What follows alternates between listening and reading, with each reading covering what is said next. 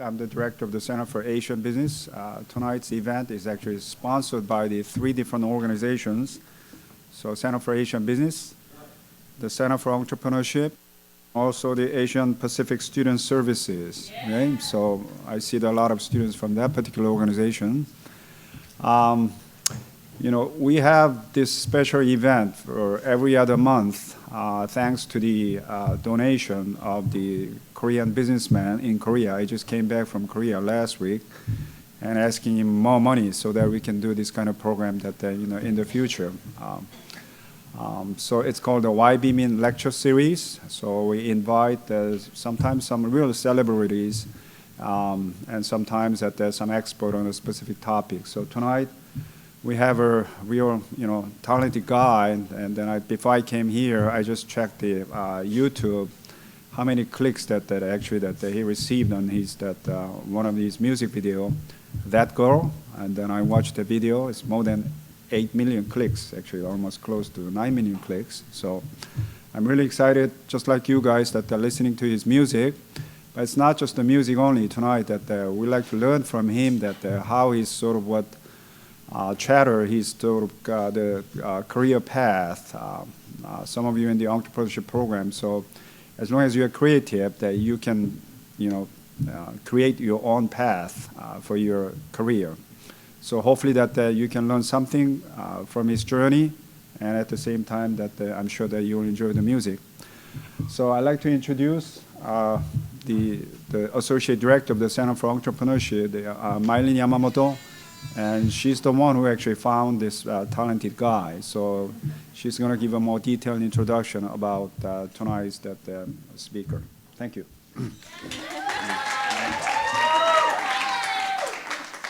Thanks, Dr. Pak. So give me a shout out if you're a true fan of David Choi. See, I am too, and not only am I your associate director of the Center for Entrepreneurship, the whole reason why I also run a talent management company, the whole reason why I have this company is because I was a fan of David Choi, just like you. I just graduated from my undergraduate university, and I loved That Girl, and I loved all of his YouTube videos. So I was like, you know what? I just want to email him and see if he would come and speak at that time I was working at a music college. And I emailed him, like, hey, David, I'm a fan. Do you want to come out and talk to our students? I think I was 22 years old at the time. And surprisingly, he responded. And that was like 2009-ish. And through those years, we've stayed friends. And it's like a 180 or 360, thank you. Because here he is back again at Loyola Marymount University to talk about his career in entrepreneurship. And I'm just so excited for him to share his music and his ideas of business with you too. I'm not going to be the one that's interviewing him though. I'm usually behind the scenes, so I make other people famous. The one that's going to be interviewing him is Ian Trinidad from APSS. Yes. So I'd like to bring him onto the stage. Fantastic. Thank you everyone so much for coming. We're really honored to have David here today. He's released 4 independent music albums. He's traveled the world. As we've said before, he has over 8 million clicks on just one music video alone. He's a man who's really made his own career. Without further ado, I'd like to introduce David Choi. Oh. But before that, we have a video.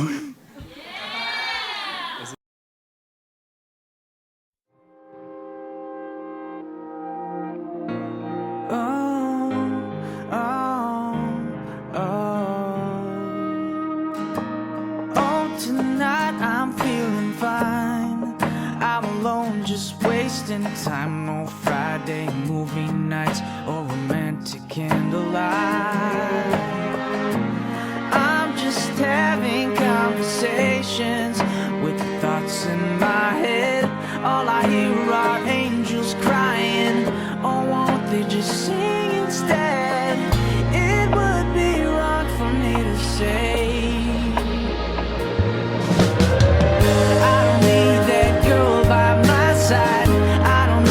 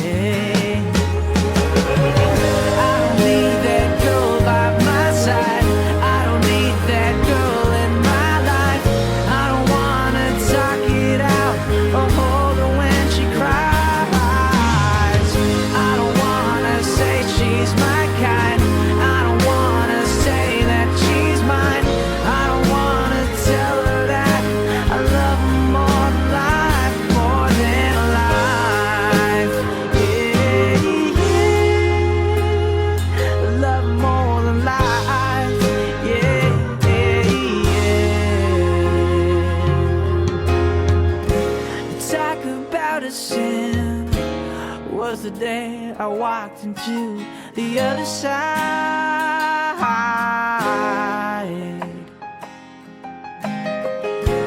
I would run back in, I wouldn't waste no time.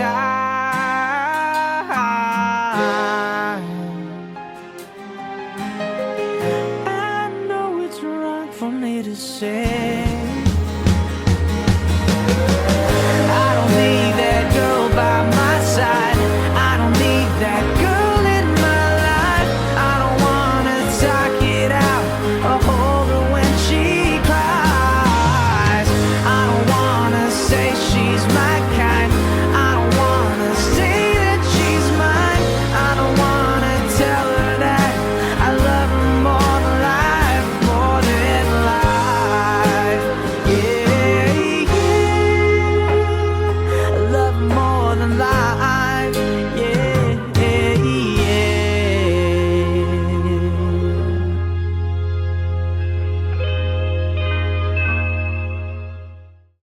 David, it's a pleasure to have you here today. I know everyone in the audience is super excited that you're here.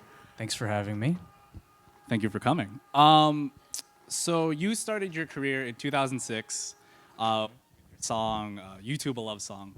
What has that journey been like from, you know, traveling around the world doing tours, originally starting as just a dude making music in his bedroom? What has that kind of transition been like for you? Well, as you said, I'm now able to travel around the world and experience different cultures, and do what I love to do, just make music and share it with people. I mean, it's been a crazy ride since I first started. I actually started before YouTube as a staff writer at a publishing company.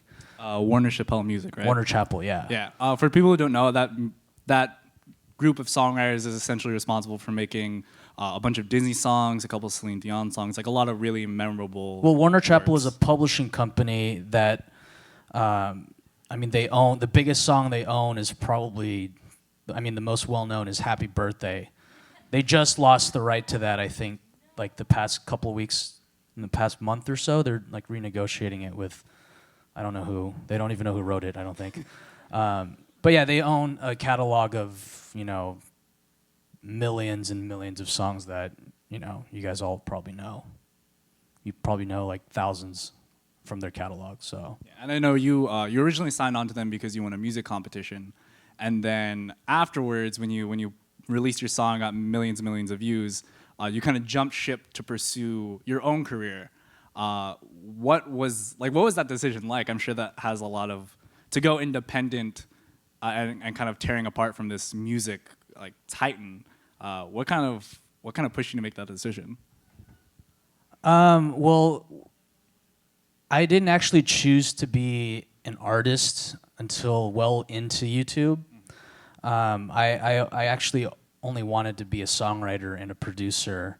I didn't want to be in the front singing songs. I just happened to stumble upon that. So when I uploaded my first video on YouTube, it was purely out of boredom. Yeah. I was working professionally as a songwriter producer for Warner Chappell, and one day I just got kind of bored. My job consisted of writing songs for artists that are not looking for, that are looking for music, that don't write their own music. There are actually a lot of artists out there, a lot of pop singers, a lot of boy bands, girl bands. Drake. That I think he writes. But there are a bunch of artists that don't write their own music, and there are songwriters and producers that do that for them, and they have a publishing company, and then so it was just writing a bunch of songs constantly every day. At the time, I think I was trying to pitch music to a bunch of Disney artists. Like at the time, I don't know if you guys even know, like the Cheetah Girls. You guys, You're okay. talking to that generation. The Cheetah Girls were looking. Cher, you guys know Cher? Do you believe that lady? I thought Cher was right there for a minute. Pretty song. She was looking at the time. The Backstreet Boys, when they made a comeback, they were also at. Yeah, it was a long time ago. but yeah, it was my job to write songs that, you know, hopefully they would record. And you know, it gets a little tiring, and I just wanted to write a non-serious song for once. And I wrote the YouTube love song, which got featured on the homepage of YouTube shortly after I posted it, and that's kind of what got me an audience on the internet. So from when you posted that video, when did you kind of stop working for Warner and then start focusing on YouTube? Well, I was signed to Warner for 2 years, and in the second year, that's when I started YouTube. I released music after Warner Chappell, because at the time when I was signed, everything that I wrote, they owned a part of the publishing. So that means that they owned a piece of everything I wrote in the 2 years. So I didn't want to release anything, because then if I were to do that, then I would have to owe Warner Chappell whatever revenue came in, and it was just a big headache. So I didn't release anything. Yeah. So it was for the money. Sorry? So the idea to not keep releasing songs under Warner was for a It's financial reason. It's not mostly financial. It's control. Okay. Yeah, I think for me that's the biggest thing. Even now, like what I really make a priority is to be able to have the most flexibility and control of my music, because if I can do that, then I can do whatever I want. I have the choice, and it's all my decision. It's not the decision of someone else. So we had the Fung Brothers here recently, and they kind of echoed a similar testament. They recently had a show on mainstream television, and they were like, "Well, we like having control of our own, media," and that's one of the really positive things about working as an independent artist. In my eyes, we're kind of like in this music like golden era for independent artists, because you have so many places to release music. You and AJ Raphael kind of got your start on YouTube. Chance the Rapper got to start solely on SoundCloud, really. What are your thoughts on like kind of starting a career on these digital distribution platforms rather than traditionally going with a label? Man, there are pros and cons for both.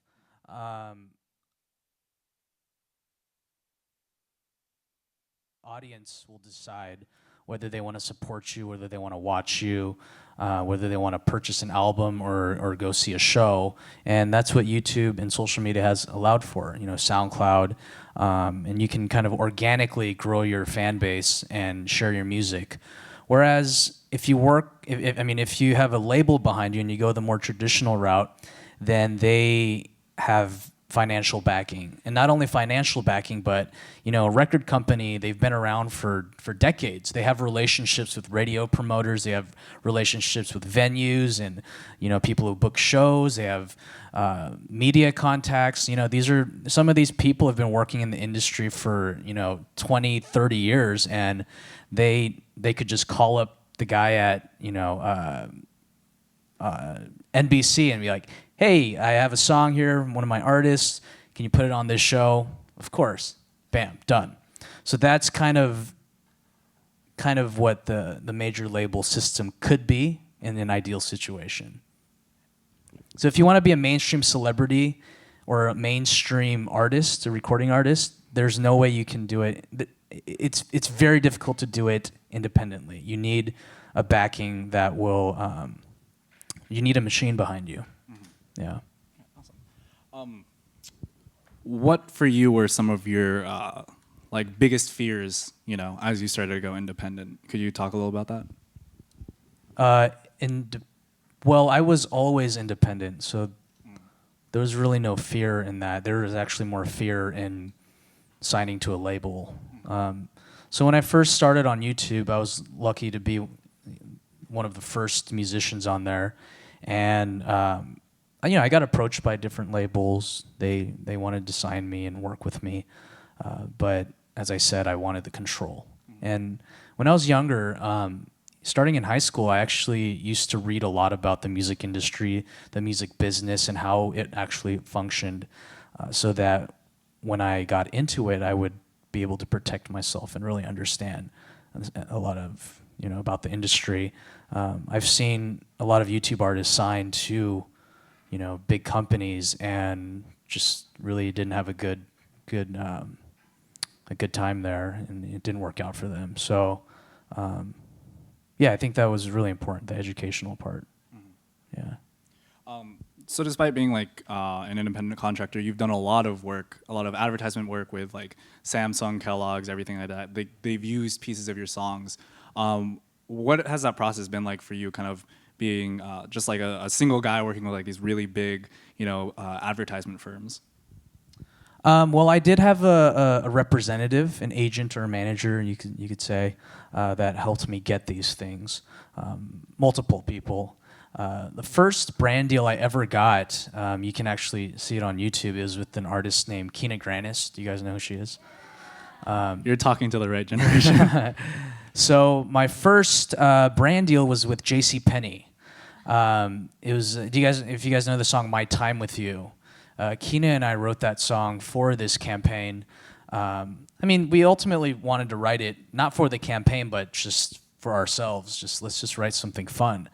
And we ended up writing that song, "My Time with You." It's very bubbly and happy, and just good vibes. And we also thought that would be good for this campaign, since you don't want to write a sad song about promoting clothing. So, yeah, we wrote that song, and it involved us. JCPenney gave us money to shop at JCPenney.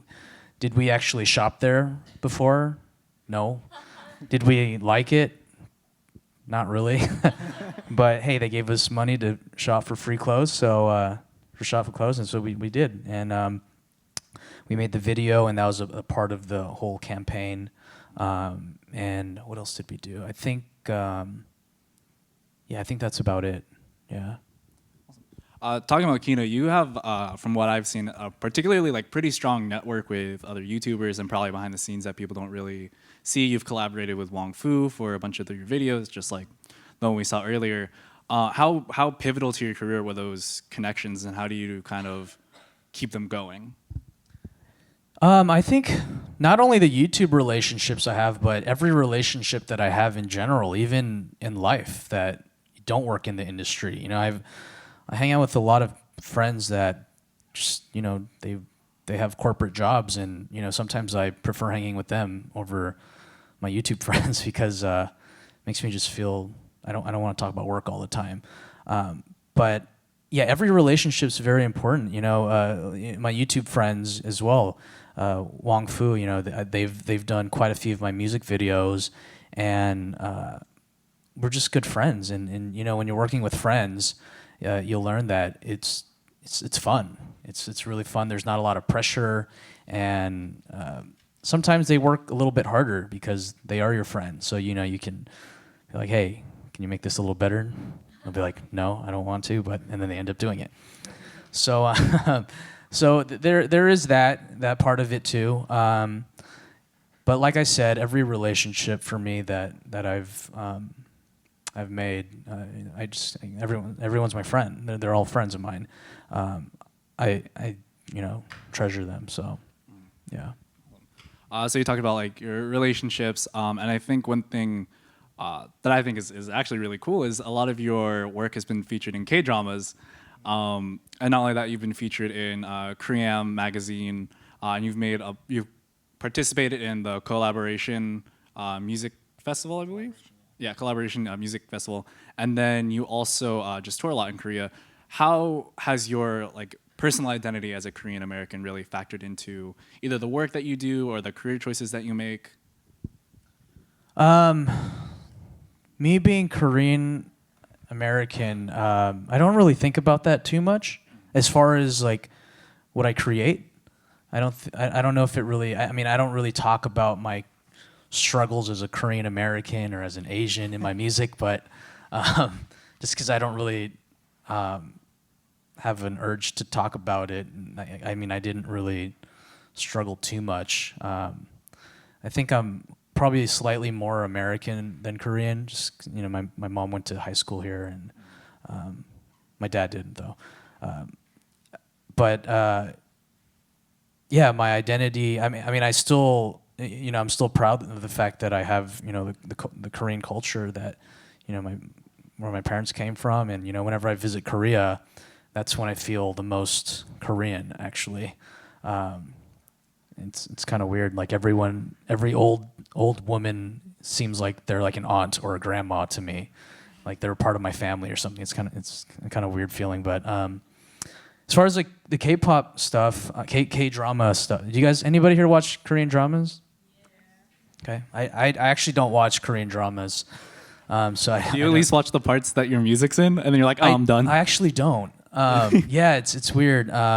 So the first time I ever had something in in Korea was a commercial, and this was a public service announcement. It was for one of my songs. It was for "We'll Make It Last All Afternoon." It's like a jazzy type of song, and they didn't get my permission for it. And how I heard about it was through a fan in Korea. What was the PSA for? It was for like energy or something, like saving energy. That's good. And it didn't Could've even been make for worse. sense with my music. There was no correlation. But I thought it was a really cool thing. And I was also kind of mad. It's like, why are you guys using this and not getting my permission? So, we reached out to them, and then they stopped airing it. But after that, there was also a period of time, maybe a few years, where my music was being used in a bunch of Korean dramas, also without my permission. And it's like, oh my gosh, man, what's happening? Cut here? it out, Korea. Stop taking Yeah, my what's music. going on? Like, Korea is supposed to be Asia's, the biggest market in Asia. There's a lot of K-pop that's created from that, and dramas that people watch from all over the world. Why aren't you guys getting permission to use this stuff? Later, I found out that you actually don't really need to get permission, which is kind of weird in Korea. I could try to explain it, but I don't know if you guys will understand. But there's a performance rights organization in Korea. So we have 3 in America. PRO, it's the acronym, Performance Rights Organization. These companies are the ones that pay for, when you hear a song on the radio, in a TV show, in a movie, these are the people who pay the songwriters and the publishers the royalties for every time it airs. So the one in Korea, there's a weird agreement where the TV shows and the directors or whatever, they can just use any song they want, and they just report it to Komka, which is what it's called, and they just pay the royalties like that. But everywhere else in the world, you're supposed to get permission before you use someone's music, but not Korea for some reason. And it's kind of strange. But I just learned that recently, so like in the past couple of years. Well, useful for everyone who is going to do music dealings in Korea. Really funny story, actually. So one last question before we open up the floor for everyone else who is here. So start thinking about your questions. You have had a pretty long career in music. There are children in first grade who got born after your career started, to put it into perspective. If there's something, sorry, I was just thinking about that earlier today. Thank you. If there's something that, just a single nugget of wisdom that you could give to anyone in the audience who is maybe thinking about starting their own career independently, what would it be? Are there any aspiring musicians here, or songwriters, producers, dancers, anybody? Just one? Just focus in on him. Okay, I'll just focus on you. What are you trying to do?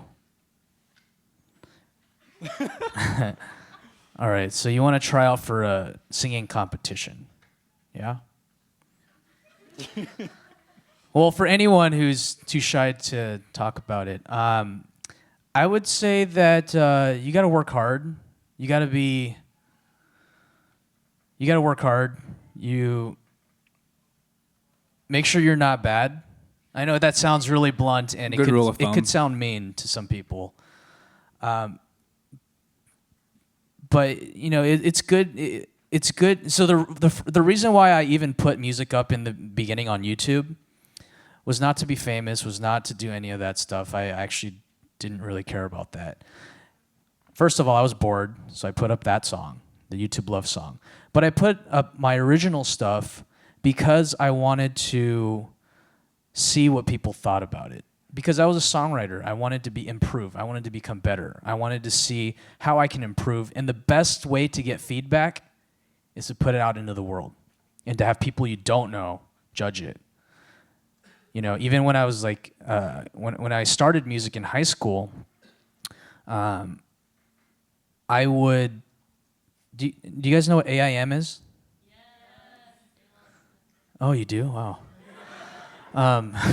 Wait, so if you guys know what AIM is, that means you guys were using it when you were in like second grade or something. No, like Right? middle school. Elementary school? No, like middle school. Because I started using it in middle school.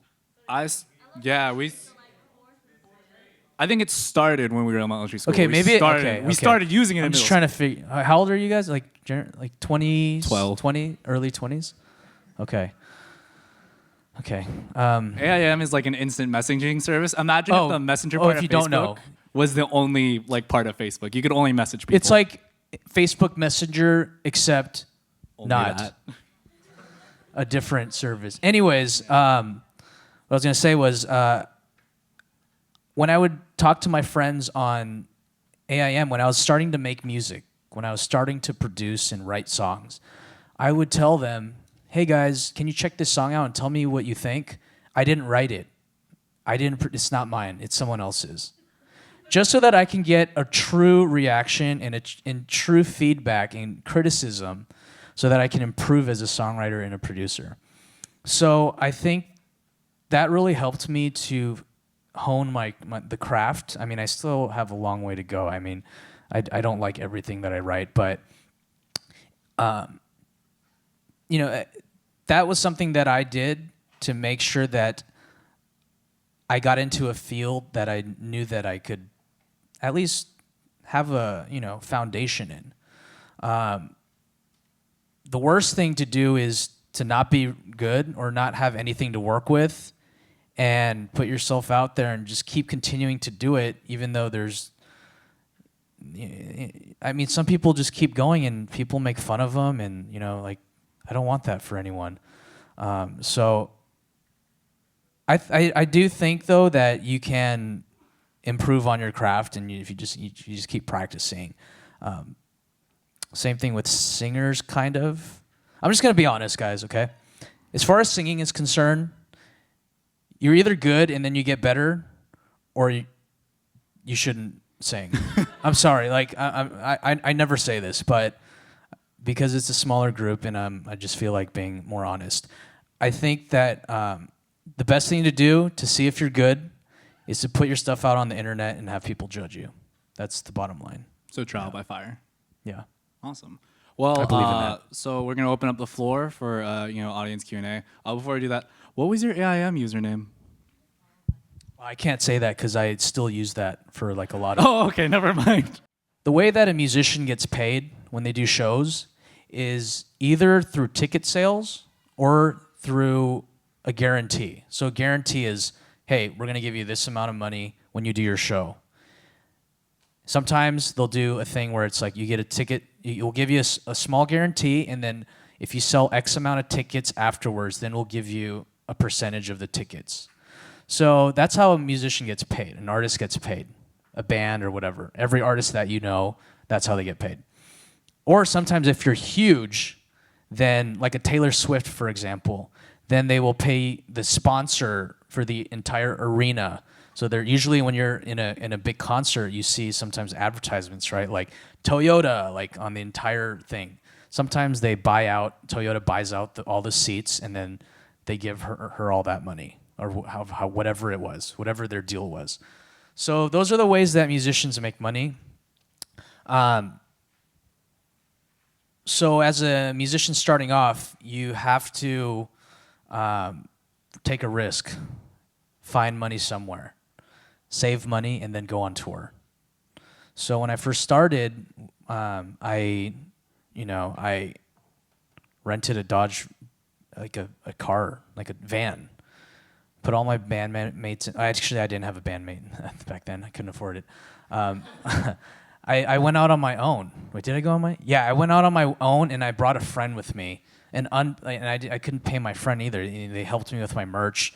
I just paid for their food, and we just drove to all the destinations, and that's how a lot of people start. That's how you start touring. You go out there, you eat McDonald's, you eat Subway, every meal, because that's all you can really afford on the road.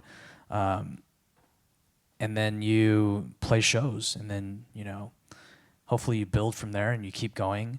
Nowadays there are so many ways to raise money for a tour. Like you can get sponsors. Like I've worked with a couple sponsors before. Thank God. Like they helped finance a lot of it. And touring is expensive. You have to pay for your musicians, your gas, your sometimes air travel. You have to. A lot of things happen on the road. Like, I've gotten flat tires a couple times. My last tour, we had our window broken into. I had to pay for that. We had to, you got to pay for everyone's food. That could be expensive too. And there's just a lot of costs that come with touring independently. And it's the artist that has to take care of all that. Do I still self-finance my tours? Yeah, you have to. Sometimes there are sponsors. My last tour, we didn't have a sponsor. I did have an equipment sponsor. I had Yamaha. That's the Yamaha right there. So they gave us a guitar. I mean, I already had a guitar. I didn't need it. They gave us a keyboard, which we needed for the road for my keyboardist.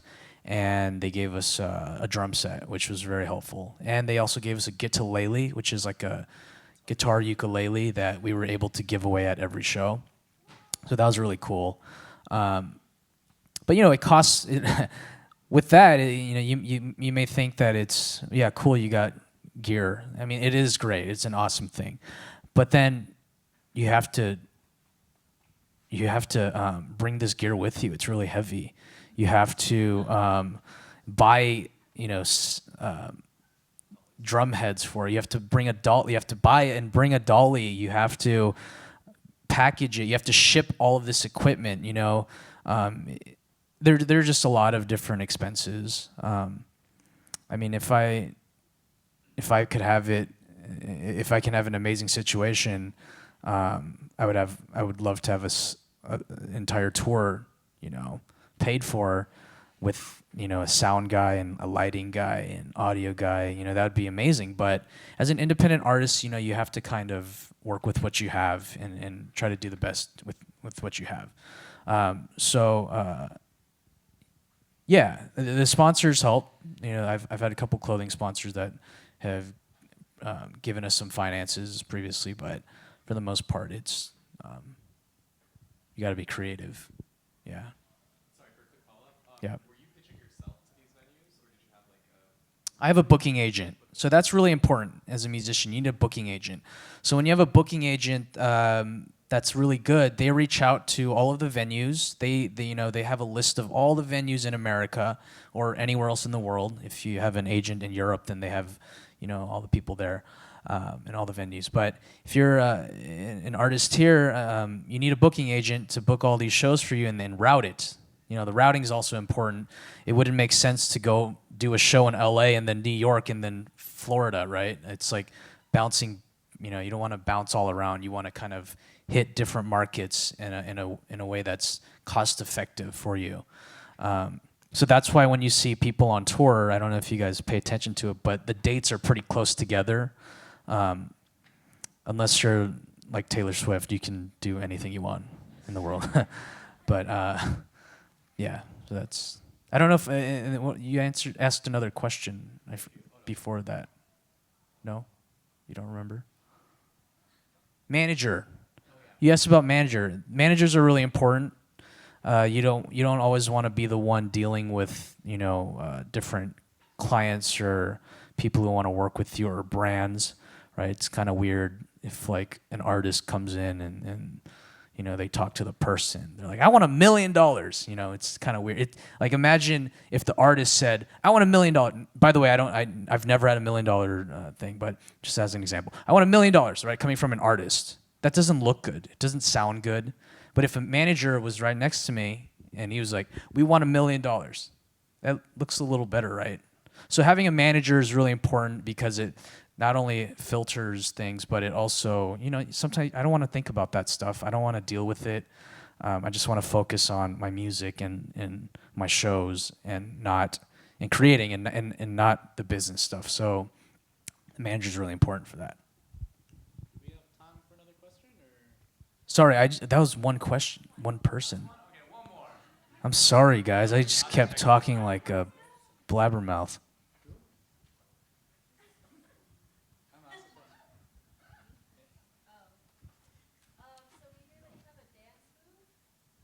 A dance move.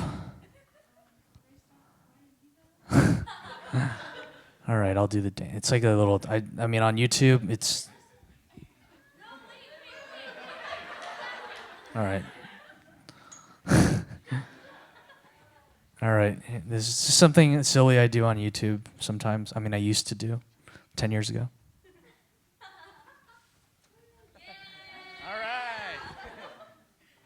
All right. We could probably do another question, right? How about over there? Yeah. How much of your career or time currently would you say is like the artist side, like making music, and how much of it is like business, being an entrepreneur? Yeah.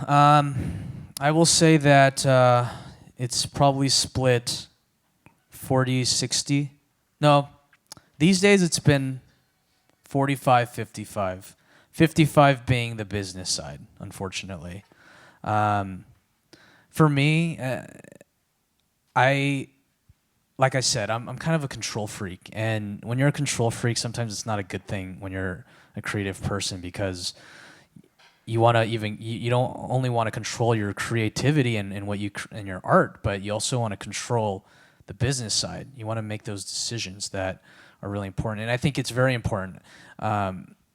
You guys probably don't even think about this, but all of your favorite artists who are really successful, they're very good businessmen, men and women.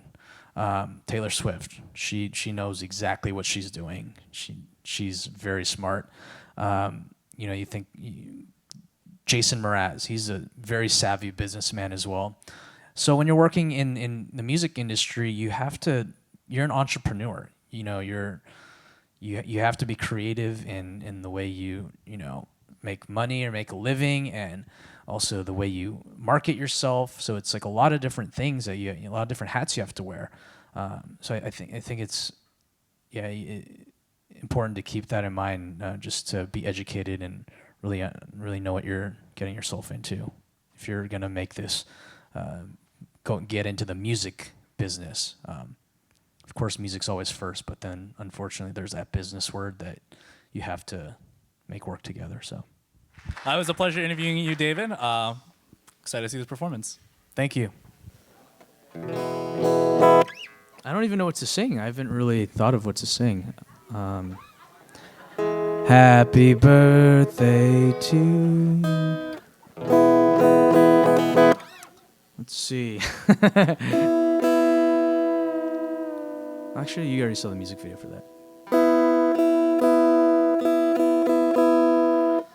By My Side? All right, I'll play By My Side for you guys. Missing Piece. All right, I'll start with Missing Piece, and then I'll do By My Side.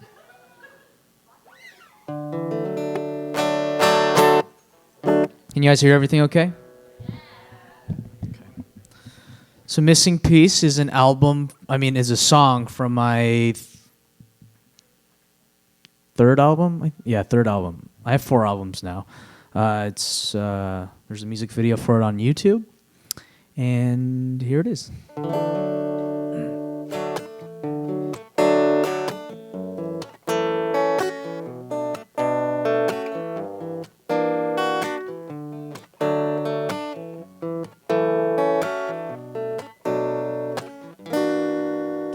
I feel like a boat without a sailor, go where the wind blows.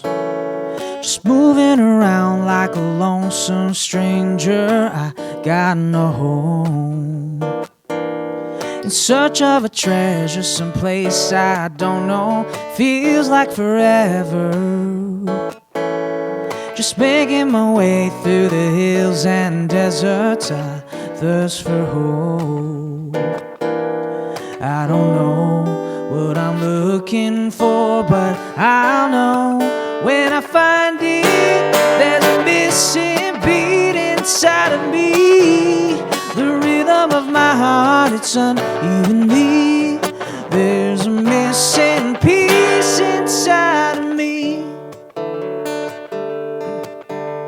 Trying to figure it out, but it amounts to nothing. I wanna realize, but nothing I find ever feels like the real thing. Can you empathize? I don't know what I'm looking for, but I'll know when I find it. There's a missing beat inside of me. The rhythm of my heart, it's unevenly. There's a missing piece inside of me. I'm lost inside this cold and bitter world. I can't understand the need. It makes it so hard to breathe. There's a missing beat inside of me. The rhythm of my heart, it's unevenly. There's a missing piece. There's a missing beat inside of me. The rhythm of my heart, it's unevenly. There's a missing piece inside of me. Ooh, ooh, ooh,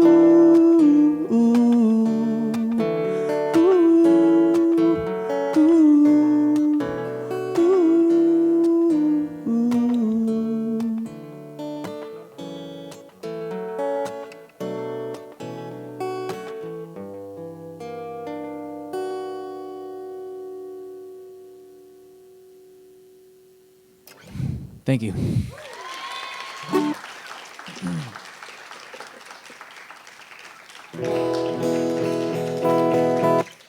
Thank you. Good clapper.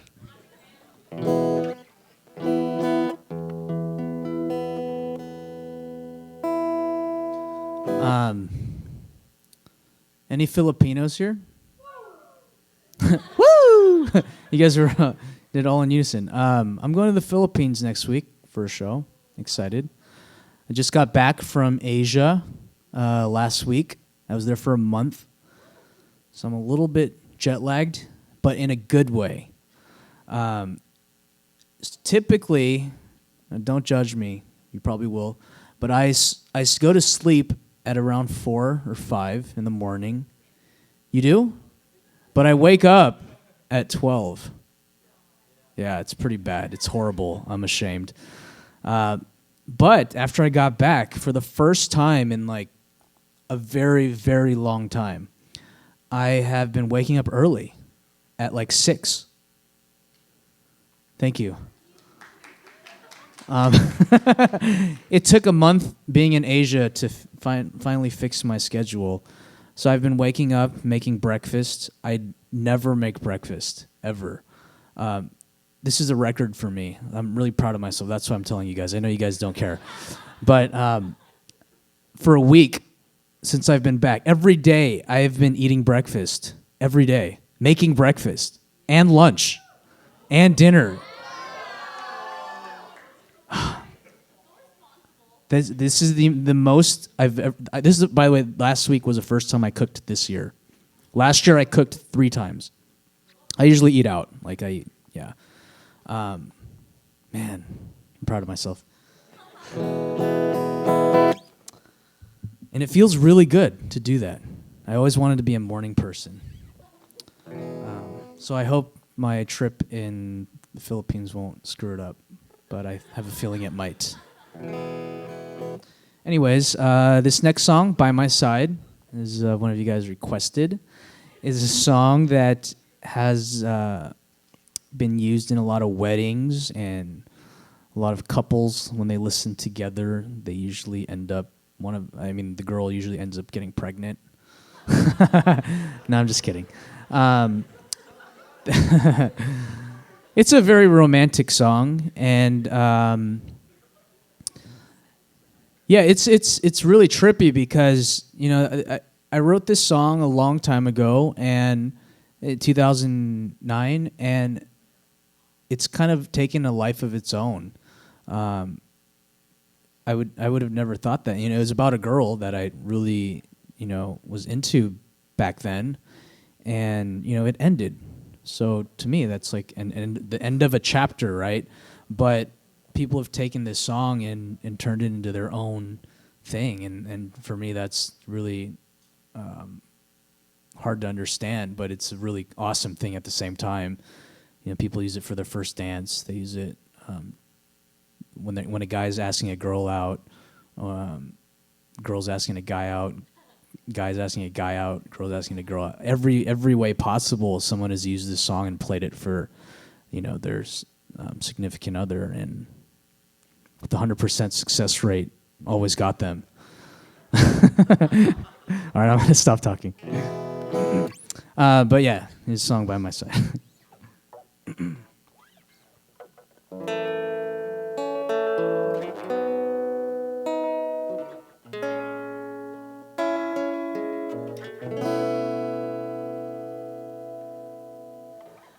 I'm just listening to the clock go ticking. I am waiting as the time goes by. I think of you with every breath I take. I need to feel your heartbeat next to mine. You're all I see in everything. I just wanna hold you, I just wanna kiss you, I just wanna love you all my life. I normally wouldn't say this, but I just can't contain it. I want you here forever, right here by my side.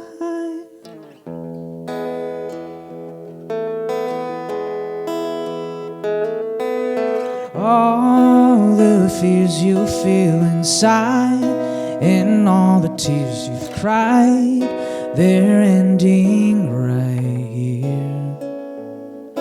I'll heal your heart and soul, I'll keep you oh so close. Don't worry, I'll never let you go.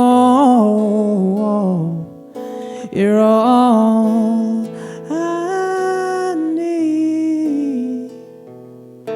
You're everything.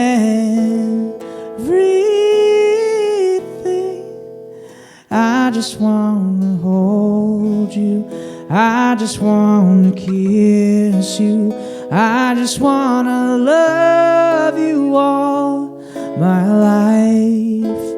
I normally wouldn't say this, but I just can't contain it. I want you here forever, right here by my side.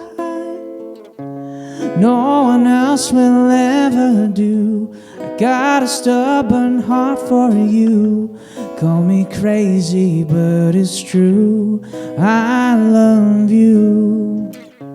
I didn't think that it would be you who made it clear to me. You're all I need. Oh, I just wanna hold you, I just wanna kiss you, I just wanna love you all my life. I normally wouldn't say this, but I just can't contain it. I want you here forever, right here by my side.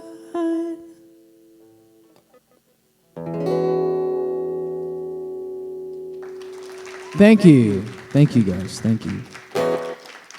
Thank you. Do another one? Okay. I'm doing for my new album. This will probably... Okay. Do you want to hear a song about long distance, or do you want to hear a song about a date that I went on? Date? Okay. Ooh. Raise your hand if you want date. Raise your hand if you want long distance. So I'll play you the song on my new album called Dempsey Hill. This one is a song about a date I went on. Dempsey Hill is a place. Anybody know where Dempsey Hill is? You do. So you're from Singapore. Hello, La. I know that didn't make sense. They say La after a thing sometimes. Okay, so here it is, Dempsey Hill.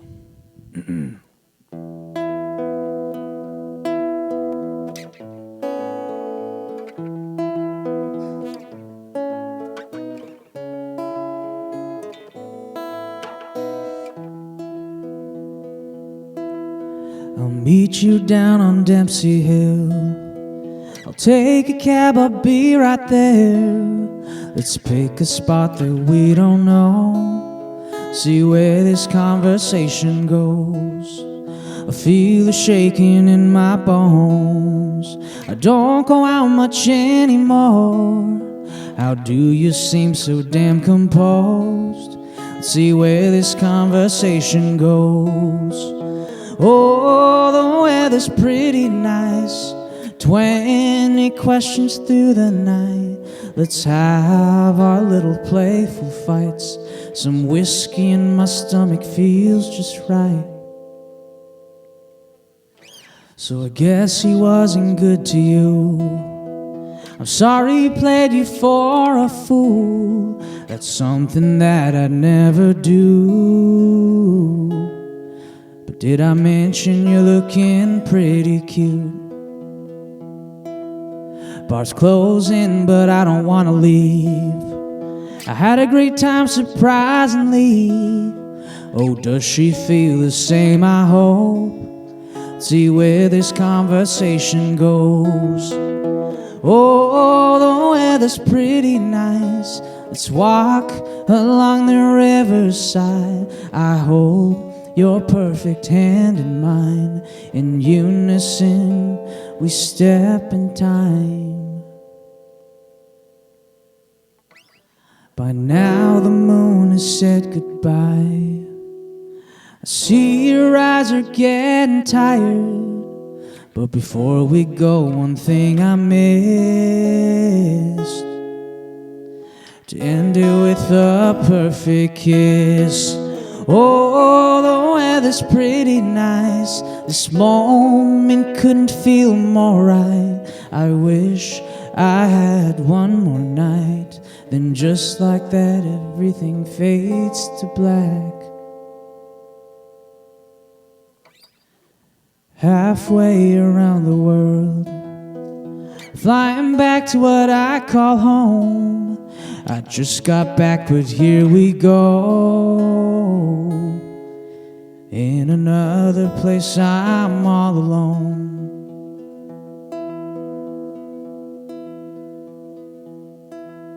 Bartender, I'll take a whiskey. This girl here make her something sweet. She says let's go, but I'd sit still. 'Cause I'm thinking about Dempsey Hill.